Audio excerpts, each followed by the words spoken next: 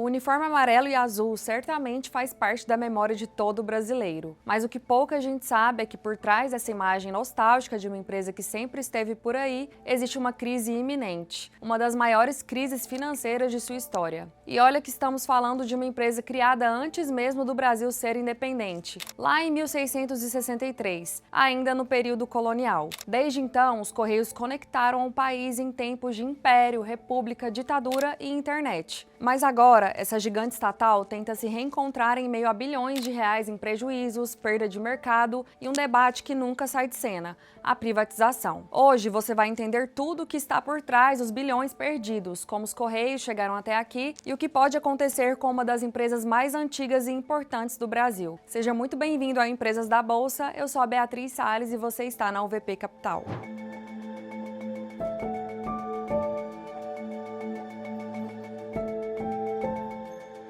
Como falamos antes da vinheta, o Correios nasceu lá em 1663, mas foi só em 1969 que a nossa história começa a ficar interessante. Foi quando o antigo Departamento de Correios e Telégrafos, que era uma autonomia federal mais lenta e burocrática, virou a Empresa Brasileira de Correios e Telégrafos, a nossa ECT. Essa mudança não foi só de nome, foi uma mudança de mentalidade, buscando uma gestão mais empresarial para ter agilidade, eficiência e capacidade de investimento. A missão era clara: facilitar as relações pessoais e empresariais, mas com competitividade e lucratividade. E foi lá nos anos 80 que os Correios inovou com o lançamento do SEDEX, o Serviço de Encomenda Expressa Nacional. Pensa bem, antes do SEDEX, o mercado precisava de um serviço para transportar encomendas maiores e com urgência. O Correios percebeu isso e agiu de forma proativa, prometendo entregas em 24 horas nas principais cidades. Isso foi uma grande transformação para a época. O SEDEX deu a fama de entrega rápida e confiável para a empresa, e ela não parou por aí. Em 1989, lançaram o SRO, o Sistema de Rastreamento de Objetos, dando controle do rastreio através do código de barras. Mas a principal singularidade dos Correios foi o fato de ter agência em todos os municípios do país.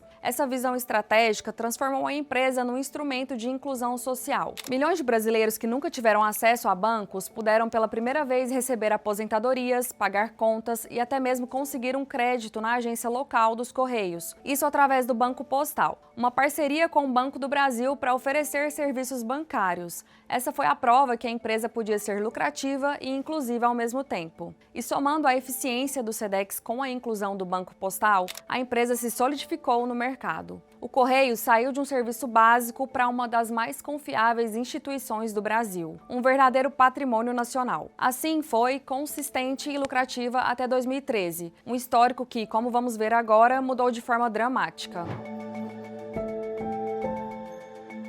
Sabendo que a era de ouro foi até 2012, a grande virada de cenário começou em 2013, quando o Correios começou a registrar prejuízos consecutivos. Foi uma surpresa muito grande, visto que tudo indicava que não era uma falha operacional, mas sim uma mudança técnica na contabilidade. Foi criada uma regra, a adoção da norma internacional conhecida como CPC 33. Essa regra exigiu que os Correios passassem a provisionar, ou seja, reservar em seu balanço os valores estimados para cobrir despesas futuras com o pós-emprego de seus funcionários, como os planos de saúde para os aposentados. Essa provisão era bilionária e, embora não representasse uma saída de caixa imediata, teve um impacto contábil devastador, transformando lucros operacionais em grandes prejuízos líquidos no balanço final. Mas essa mudança contábil pegou uma empresa que já vinha sendo fragilizada por decisões anteriores. Entre 2007 e 2013, a União Federal, que é a única acionista da estatal, retirou dividendos muito acima do mínimo legal de 25%. Estima-se que cerca de 6 bilhões de reais em valores corrigidos foram retirados do caixa da empresa nesse período. Consegue imaginar o impacto disso? Essa retirada de capital limitou demais a capacidade do Correio de investir em qualquer tipo de estrutura, seja em tecnologia, modernização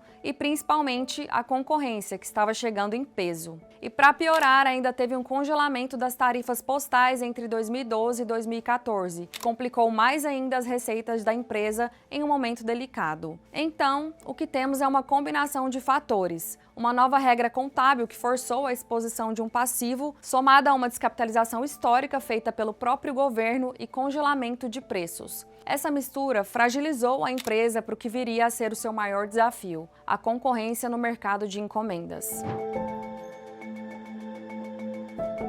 É comum escutar que existe um monopólio no Correios e por isso não precisa se preocupar com nada. Mas a verdade sobre isso é: o monopólio legal da empresa se restringe apenas aos serviços postais tradicionais, como a entrega de cartas e correspondências. O problema, ou melhor, o desafio, é que o segmento de encomendas e logística, que é o coração da operação moderna, sempre foi um mercado aberto para a concorrência. E esse mercado de encomendas responde por cerca de 60% do faturamento total da estatal. Com a explosão do e-commerce nos últimos anos, impulsionada por gigantes como Mercado Livre e Amazon, esse mercado ficou exponencialmente mais competitivo. E o que aconteceu? Essas enormes do varejo, que antes eram os maiores clientes dos Correios, começaram a investir nelas mesmas, seguindo os objetivos de reduzir custos e principalmente controlar a experiência do cliente, desde a entrada no site, compra do produto, até chegar na casa do comprador. Além disso, ainda tinha um monte de transportadoras privadas surgindo por todo lado, e também novas plataformas mais flexíveis, como a própria Amazon, que aumentaram ainda mais a pressão sobre preços e prazos de entrega. E é aqui que mora a grande dificuldade competitiva, o que chamamos de concorrência desleal. As empresas privadas podem focar e focam exclusivamente nas rotas mais lucrativas, nos grandes centros urbanos onde o volume compensa. Elas operam com modelos de trabalhos mais flexíveis e, o mais importante, não têm a obrigação de entregar em todo o território nacional. O Correios, por outro lado, precisou competir no meio disso tudo, com margens apertadas e segurando uma estrutura caríssima, fora o dever de atender o Brasil inteiro. E é essa obrigação constitucional que vamos detalhar agora, o lado ruim do serviço universal. Uma das coisas que mais penaliza o Correios é sua obrigação constitucional de garantir o serviço postal universal. E o que isso significa? É assim: o Correios deve manter uma operação regular e com preços acessíveis em todos os 5.570 municípios brasileiros, não importando a viabilidade econômica, ele que se vire. Pense bem, enquanto uma transportadora privada tem a liberdade de se recusar a fazer uma entrega em uma comunidade ribeirinha no Amazônia ou em um vilarejo isolado no sertão por não ser lucrativo, o Correios é legalmente obrigado a chegar lá. Essa missão de integrar o país, que é crucial para a integração social, tem um custo financeiro muito alto. Estima-se que a manutenção desse serviço universal custe cerca de 6 bilhões de reais anualmente. E desse valor, o Correios arca com aproximadamente 4,3 bilhões de reais, diretamente de suas próprias receitas. Na prática, todo o lucro que a empresa realiza nos grandes centros urbanos serve para cobrir as operações em áreas não lucrativas. Esse custo anual, que é meio que um investimento na cidadania, é um grande fardo competitivo no mercado que ninguém mais compartilha dessa mesma responsabilidade. É um dilema: manter a integração do país ou ter margens de lucros mais competitivas. Essa é a diferença fundamental na luta da estatal contra os gigantes do setor. Para entender a fragilidade atual do Correios, é preciso olhar para sua radiografia financeira, que mais parece uma montanha-russa nos últimos 20 anos. Então vamos recapitular rapidinho. No período entre 2001 e 2012, em que chamei de Era de Ouro recente, a empresa foi consistentemente lucrativa e autossuficiente. O Correios não só se bancava, como contribuiu significativamente para o governo, repassando cerca de 9 bilhões de reais em dividendos para a União Federal, sua acionista. O ponto de virada, como falamos, veio em 2013, quando começaram os prejuízos consecutivos. Essa sequência de 4 anos no vermelho se deu, em grande parte, pelo fator contábil, a regra CPC 33 e pela descapitalização que o governo vinha fazendo. Depois de um breve período de recuperação e lucros modestos, a empresa teve um evento extraordinário, o lucro recorde de 3,7 bilhões de reais em 2021. Foi o melhor resultado em 22 anos. Isso pode parecer a solução dos problemas, mas não foi. Esse número foi um falso positivo, impulsionado por uma singularidade, a pandemia do Covid. Com o comércio físico fechado, houve uma explosão sem precedentes no e-commerce, e o Correios, como principal operador do país, recebeu uma demanda massiva. Mas a prova de que os problemas estruturais persistiam veio logo. Com a reabertura da economia e o retorno da concorrência, o Correios voltou a registrar prejuízo em 2022. Mal teve um ano de paz e já deu ruim de novo. O cenário continuou se agravando. Em 2024, a estatal enfrentou um prejuízo estimado de 3,4 bilhões de reais. Isso ocorreu por fatores como a perda de receita, principalmente com o fim da isenção de impostos para compras internacionais. Isso arrebentou com a galera que curtia comprar uma roupinha na Shein e achadinhos no AliExpress. Mas arrebentou mesmo foi com o próprio Correios, que com o último suspiro de lucro em 2021 voltou a se afogar em dívidas. E falando em lucros e dívidas, você já sabe que um dos jeitos mais seguros de ganhar um bom dinheiro é investindo, certo? Mas antes de sair investindo por aí, você precisa saber o que está fazendo. Concorda comigo? O que acontece, galera, é que todo mundo quer fazer dinheiro. Isso é um fato. Mas ninguém quer ficar rico devagar. Todo mundo quer apertar um botão e pronto, dinheiro na conta. Mas adivinha, esse botão não existe.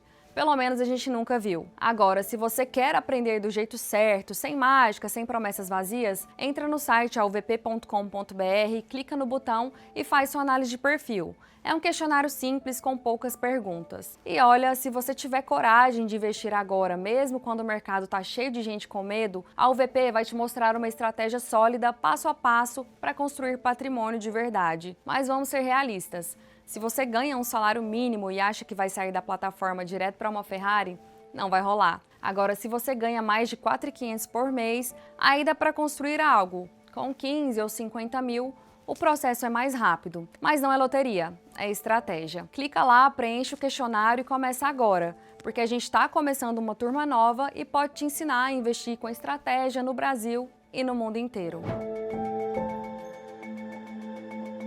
Voltando para o Correios, houve um plano de reação da empresa diante de todos esses desafios que foi o chamado de Correios do Futuro. A estratégia mostra uma mudança de mentalidade, reconhecendo que a estatal realmente precisa ir além de uma transportadora e entrar de vez no mundo digital. A aposta mais ousada é o lançamento do próprio Marketplace mais Correios. Pense bem no que isso significa. O Correios está se posicionando para competir diretamente com os gigantes do e-commerce que falamos, como o Mercado Livre e a Amazon, que hoje são os donos da logística e do cliente. No Marketplace do Correios, lojistas e vendedores poderão listar seus produtos, mas com um diferencial crucial. O envio já será integrado e simplificado pela própria malha da estatal. Essa é uma estratégia de inovador atrasado. É arriscada? Sim, pois existe investimento massivo em tecnologia e marketing para atrair usuários e vendedores, algo que a empresa descapitalizada tem dificuldade. Mas o único trunfo que o Correios tem e que ninguém mais possui é o seu alcance. Essa rede de agências e centros de distribuição que cobre cada canto do Brasil. O Marketplace busca transformar essa estrutura de custo em um diferencial logístico para pequenos e médios lojistas. Além do e-commerce,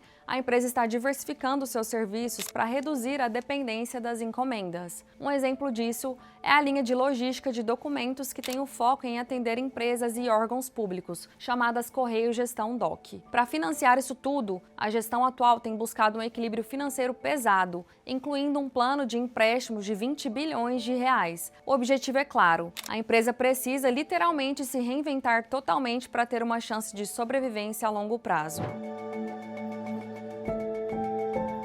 O cenário de prejuízos bilionários e a incapacidade de competir de igual para igual reacenderam com força total o debate sobre a privatização do Correios. Esse é um tema que divide o país entre o valor social da empresa e a busca por eficiência de mercado. A favor da privatização, os argumentos são majoritariamente econômicos e de gestão. O principal ponto é que a gestão privada seria capaz de injetar o capital necessário para modernizar a estatal, assim se livrando da burocracia estatal e principalmente das interferências políticas, que historicamente levaram à ineficiência e a corrupções. A venda acabaria com o peso do prejuízo para o Tesouro Nacional, transformando uma despesa gigantesca em uma fonte de arrecadação via impostos. No entanto, os argumentos contra são igualmente fortes, focando na soberania e no papel social. O maior problema é o abandono do serviço universal. Uma empresa privada terá foco em maximizar lucros, então cortaria qualquer rota não lucrativa no meio do caminho, ou seja, as entregas para cidades menores e lugares de difícil acesso seriam extremamente prejudiciais prejudicadas. Isso resultaria em uma exclusão social clara para milhões de brasileiros que dependem dos Correios. O debate político recente refletiu esse dilema. O último governo incluiu o Correios no Programa Nacional de Desestatização. Então, a administração atual retirou a estatal da lista e focou em um plano de recuperação, defendendo a tese de que é possível e estratégico recuperar a empresa sem a necessidade da privatização. Portanto, o futuro dos Correios não é apenas uma decisão de balanço financeiro, mas sim uma escolha sobre o tipo de país que queremos, um que prioriza a eficiência total do mercado ou um que assegura a inclusão territorial e o acesso à cidadania para todos. Depois de toda essa análise, você pode estar pensando: e aí, o Correios vale o esforço? A resposta exige uma visão além de entrega de encomendas. O valor mais profundo está no seu papel como logística de Estado, uma função que nenhuma empresa privada tem o menor interesse em assumir. Quer um outro exemplo? Todos os anos, o Correio é responsável por distribuir e coletar as provas do Enem, em parceria com a INEP. São mais de 7,8 milhões de provas transportadas em segurança e com 100% de eficiência, atravessando o país em poucos dias. É um peso que ninguém quer nas costas. Da mesma forma, o Correios é peça central no processo democrático, garantindo a logística das urnas eletrônicas para as eleições em regiões de difícil acesso. É a empresa que garante a soberania e a segurança de informações e materiais estratégicos para o Estado brasileiro. Fora que a empresa é o último contato de integração em cidades pequenas. É por ela que o cidadão consegue acessar o CPF, resolver pendências de crédito e também receber mercadorias que chegam para movimentar a economia local. A crise do Correios é uma mistura de várias coisas, entre má gestão histórica, descapitalização rápida, responsabilidade pesada nas questões sociais e a concorrência brutal do e-commerce geral. No fim de tudo, a empresa que viveu por mais de 3 séculos, que ajudou a construir a nação, conectando o Brasil inteiro, está à beira do colapso, sendo engolida por concorrentes que sequer existiam há 30 anos. É a história de um legado tentando sobreviver num mundo que muda de 3 em 3 meses e que, mesmo tendo levado o futuro para as pessoas de porta em porta, hoje luta para não ser esquecido no passado. Se esse conteúdo te foi útil de alguma forma, considere se inscrever em nosso canal para se manter sempre atualizado sobre as principais notícias sobre o mercado. Hoje eu fico por aqui e até a próxima!